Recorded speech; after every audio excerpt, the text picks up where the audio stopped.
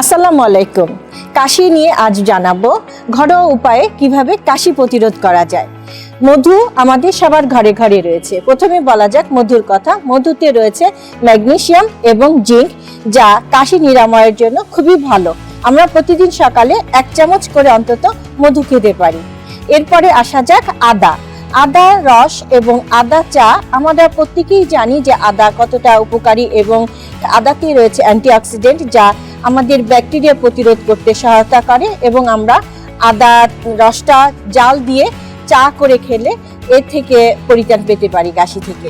এরপরে আসা যাচ্ছে মশলা চাতে মূলত কালো মরিচ, বেসিল পাতা রয়েছে, দারুচিনি রয়েছে, লবঙ্গ, যা কিনা আমাদের মশলা চা তৈরিতে সাহায্য করে এবং এর জাল দিয়ে এটার সাথে কিছু অল্প পরিমাণে চা মিশিয়ে আমরা ফুটিয়ে পান করলে কাশি থেকে পরিত্রাণ পাওয়া যায়।